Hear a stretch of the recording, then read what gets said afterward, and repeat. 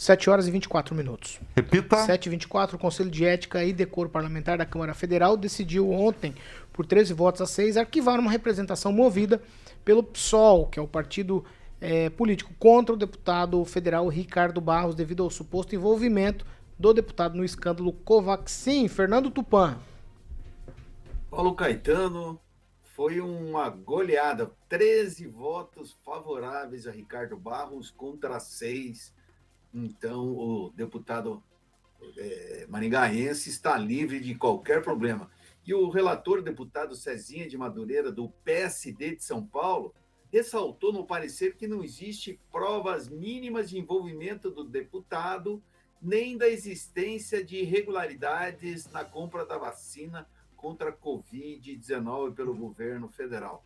O Rigon acompanhou bastante isso, ele pode dar uma informação muito maior. Foi isso mesmo, Rigon? Sim, só para acrescentar, isso já era esperado, como eu falei que ontem, né? Afinal de contas, o próprio relator votou pelo arquivamento e o arquivado também foi da representação contra o Luiz Miranda, que foi quem falou o que o presidente falou, né? O Ricardo, quem estou o nome do Ricardo, né, no envolvimento com a Covaxin, é uma pessoa chamada Jair Messias Bolsonaro.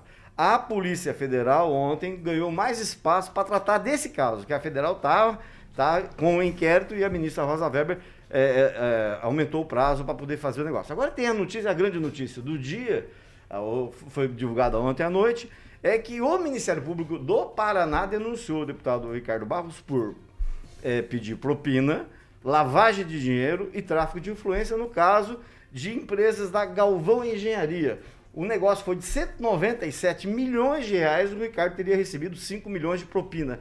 E o mais engraçado é que quando o caso estourou há cerca de um ano, foi logo depois que ele virou líder do presidente, a informação de que o acerto, Paulo, para essa denunciada possível propina, foi feito dentro de uma sala na Prefeitura Municipal de Maringá, quando o prefeito era o Carlos Roberto Tupim, negociando, teria ocorrido a negociação dentro do Paço Municipal, né? É coisa para se lamentar. Maringá, de novo, a comissão não vai cortar o mandato do rapaz, mas ele vai continuar respondendo pepino. O primeiro que mencionou na CPI o possível envolvimento, foi o Luiz Miranda, não foi o Bolsonaro, não. Citando o Bolsonaro. Mas o Bolsonaro não desmentiu. Bolsonaro em nenhum momento falou assim, ele estava envolvido, ele estava junto lá. Na primeira informação aqui, que é que o Conselho de Ética e Decoro arquivou aí essa situação toda, o deputado federal Ricardo Barros disse o seguinte: não existem provas de seu envolvimento nessas negociações e classificou a denúncia como manobra política para prejudicar o governo Bolsonaro. Foi isso que disse o deputado federal Ricardo Barros, Kim. Beleza, mas ele não falou definitivamente dizendo como foi feito na CPI, como o Luiz Miranda, que foi atordoado naquele momento, falou tantas besteiras que procurando aí respostas que, na verdade, acho que tem mais interesse do que qualquer outra pessoa dentro da CPI. Só vou citar aqui um caso, me desculpe interromper. Maringá está vivendo um processo, uma grande empresa de Maringá que está vivendo um processo de recuperação judicial, e a conversa nos bastidores é de que está acontecendo porque negócios envolvendo vacina não deram certo. Então, graças ao Luiz Miranda, a gente evitou, o governo ganhou muito dinheiro, que era a propina braba que ia correr. Luiz Neto. Não, Paulo, olha, com todo respeito, a gente não pode ficar jogando aí, com todo respeito aos meus colegas, no vento aí o nome das pessoas e da empresa das pessoas. Se houvesse alguma prova, se houvesse alguma comprovação, como não tem até agora em relação a essa empresa, tudo bem, porque a gente que é empresário, Paulo, sabe como é sofrido e desafia, e é um desafio hoje você empreender no Brasil nesse momento que a gente está vivendo.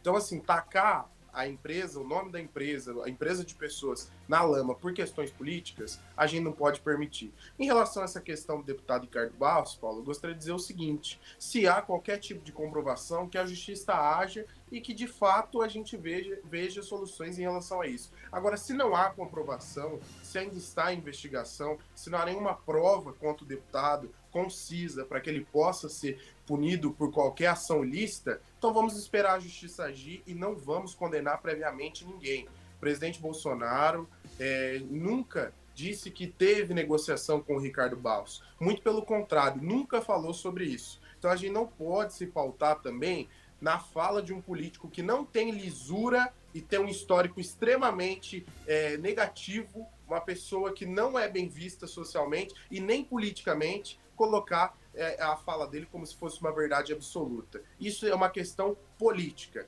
Quando se defende 100% Luiz Miranda ou 100% Bolsonaro ou Ricardo Barros, é uma questão política e a gente tem que, você que está nos acompanhando, tem que refletir em relação a tudo isso. Porque a verdade, ela tem vários lados. O lado que convém àquele ou àquela naquele momento.